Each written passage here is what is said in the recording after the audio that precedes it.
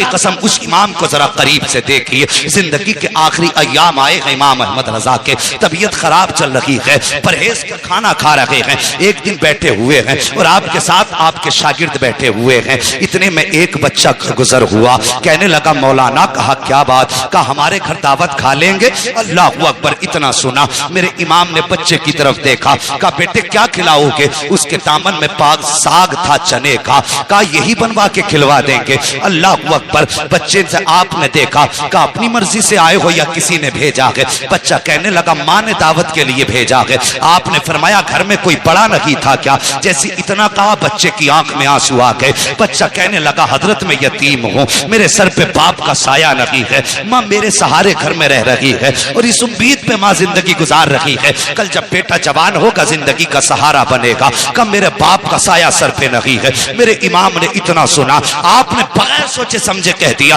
बेटे हमें तेरी दावत मंजूर है, कब खिलाओगे। बच्चा कहने लगा माँ से पूछ के बताऊंगा। बच्चा फिर वापस आया, ये कोई दूर की बात नहीं है बल्कि बिहारीपुर पुलिस चौकी की बात है, उसी ढाल पे वो यतीम रहा करता था। बच्चा फिर सौदा गिरान आया, आके कहने लगा बड़े मौल साहब कहा क्या, मेरी माँ ने कहा है कल दोपहर की आपकी दावत है, कल दोपहर आके हमारे घर पे खाना खा लेना। अब सुनो इमाम अहमद रजा कौन है। अल्लाह अकबर, जब अगले दिन आया है, दोपहर का वक्त आया है, आपने अपने शागिर्द से कहा चलो कल जो बच्चा दावत करके गया था आज उसके यहाँ खाना खाने के लिए जाना है। जब पहुंचे हैं बिहारीपुर ढाल पे आला हजरत, वही उस बच्चे का मकान था। दरवाजे पे दस्तक दी, आवाज आई कौन, का बड़े मौल साहब आए हैं, कल दावत करके आए थे। इतना सुना बच्चा घर के अंदर से एक बोरिया लेकर के आया, टाट का टुकड़ा लाया, लाने के बाद कि आला हजरत की बारगाह में पेश किया। कहा लो मौलाना इसे बिछाओ और बैठ जाइए। घर के आगे स्लिप की जगह पर आला हजरत ने वो बोरिये का टुकड़ा बिछाया है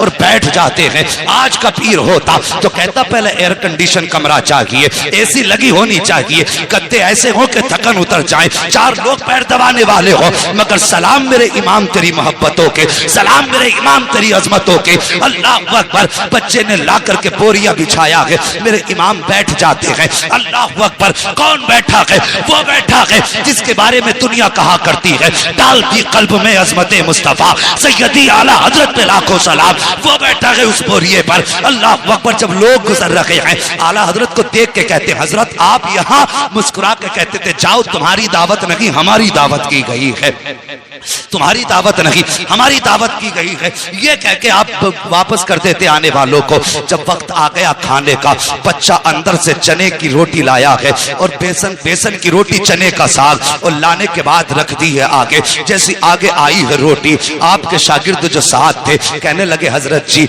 आप देख रहे हैं ये बेसन की रोटी है, डॉक्टरों का हकीमों का कहना यह है अगर एक लुकमा भी आपने खाया तो ये आपके लिए जहर से ज्यादा खतरनाक साबित होगी।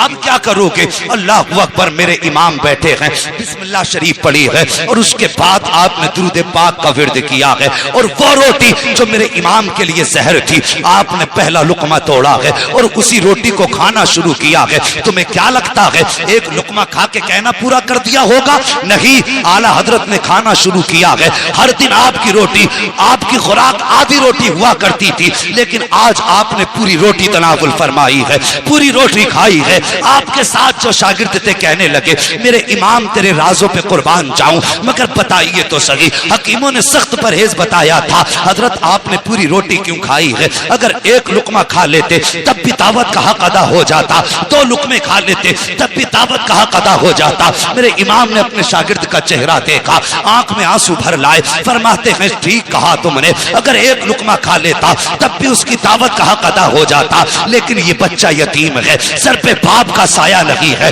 अगर मैं एक लुकमा खाता शायद बच्चे के दिल में ख्याल आ जाता कि हम गरीब हैं इसलिए मौलाना ने एक लुकमा खाया है, और अगर ये ख्याल आ जाता बच्चे का दिल टूट जाता का मौलाना अहमद रजा मुस्तफा का आशिक है, और मेरे नबी ने फरमाया है जो गरीब का दिल तोड़ देगा वो मोहम्मद का दिल तोड़ देगा, जो गरीब की दिल जोई करेगा वो मोहम्मद की दिल जोई करेगा। आला हजरत फरमाते हैं मौल साहब तबीयत सही रहे या बिगड़ जाए कोई फर्क नहीं पड़ता, अहमद रजा ये चाहता है कोई रूठे या ना रूठे लेकिन मदीने वाला मुस्तफा अहमद रजा से ना रूठे। नारे तकबीर, नारे रिसालत, उलमाए अहले सुन्नत, मसलके आला हजरत मसलके आला हजरत अल्लामा मुफ्ती हम्माद साहब किबला, हजरत अल्लामा मुफ्ती हम्माद साहब किबला, नारे तकबीर, नारे रिसाल। अल्लाहु अकबर। जहां गुफ्तार में सुन्नत थी वहां किरदार में भी सुन्नत थी। उन्होंने तबीयत की परवाह न की, मुस्तफा की शरीयत की परवाह की। दावत देने यतीम आया था, इसलिए मेरे रजा ने अपनी जो खाना खाया उसकी दिलजोई के लिए परहेज की फिक्र न की। और खुदा की कसम ऐसी कितने वाकयात मेरे इमाम की जिंदगी से मुंसलिक हैं। और लोगों, मैं कहता हूं हम नसीब वाले हैं जो खुदा ने हमारे मुकद्दर में अहमद रजा रखे हैं। हाँ, नसीबों से मिला करते हैं। खुदा की कसम, हम जो इश्क है ना सीने में, आज जो सब शायर कहते हैं, हर मोमिन कहता है नात खानी मौत भी हमसे छुड़ा सकती नहीं, कब्र में भी मुस्तफ़ा के गीत गाते जाएंगे। अगर ये इश्क का चिराग जला है ना सीनों में तो सिर्फ बरेली की वजह से जला है। हाँ, बरेली की वजह से जला। मैं ज्यादा बड़ी बात नहीं करता, अरबाब मिंबर की तवज्जो चाहिए। बहुत बड़ा चैलेंज करने लगा हूं उन लोगों के लिए जो आला हजरत को मानने से इनकार करते हैं, जो उनके खिलाफ भौंका करते हैं। मैं कहता हूं एक छोटी सी बात, सिर्फ आला हजरत की तसनीफी कारनामे को हटा दो। जो आपने 1000 से ज्यादा किताबें लिखी हैं उन्हें हटा दो, और हटाने के बाद मुझे बताओ अहले सुन्नत के पास बचता क्या है? बस आला हजरत की तसनीफात हटा दो और फिर मुझे बताओ आला हजरत के बाद हमारे पास है क्या? अगर कोई कहे ना बहार शरीयत है तो वो भी आला हजरत ही की है। हाँ, वो भी आला हजरत ही की है। अगर कानून शरीयत भी उठाओगे तो आला हजरत की है। बहुत बड़ी बात नहीं करता। अगर आला हजरत की किताबें और उनकी तसनीफात हटा दो तो एक माई का लाल ऐसा नहीं जो उनकी तहरीर छोड़ के वहाबियों से मुनाजरा कर सके। ये जो बकबक करते हैं ना आला हजरत के खिलाफ, वहाबी भी जब फतवा देते हैं ना तो फतावे रज़विया पढ़ के फतवा दिया करते हैं। इनके बापों ने ऐसी किताब ना लिखी जो दुनिया की जरूरतें पूरी हो जाती। अगर दुनिया की जरूरतें पूरी होती है ना तो आज भी खुदा का शुक्र है इमाम अहमद रजा की चौखट से पूरी हुआ करती है। तो हम मुकद्दर पे नाज ना करें, खुदा ने हमें इमाम अहमद रजा जैसी दौलत अता फरमाई। हाँ, जवानों आला हजरत से भी प्यार करो। और हम सिर्फ आला हजरत से इसलिए प्यार करते हैं कि आला हजरत ने हमारा हाथ पकड़ के मुस्तफ़ा के कदमों तक पहुंचाया है। हाँ, ये उनका एहसान है हम पर।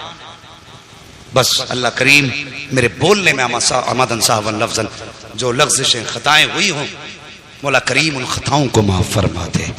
हाँ, और मैं बात कह दूं, जब कोई गुनाह सरी ही हो जाता है तो फिर उस गुनाह का इजहार करके तौबा लाजिम होती है।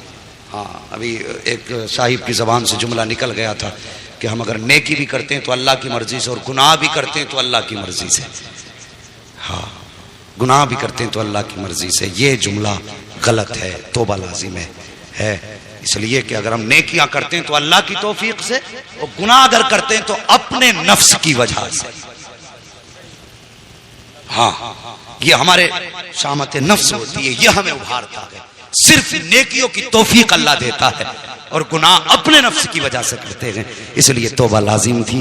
बस सारे लोग इस गुनाह से भी तौबा कर लें, कलमा शरीफ भी पढ़ लें। सारे लोग पढ़ें ला इलाहा इल्लल्लाह मुहम्मद रसूलुल्लाह अस्तगफिरुल्लाह रब्बी। सारे लोग पढ़िए अस्तगफिरुल्लाह रब्बी मिन कुल्लि ज़ंबिन व अतूबु इलैह। या अल्लाह, हम अपने हर उस गुनाह से तौबा करते हैं जो हमने जाने और अनजाने में किए। मौला हमारी तौबा कबूल फरमा। बस जो हुए गलत उनको माफ फरमाए।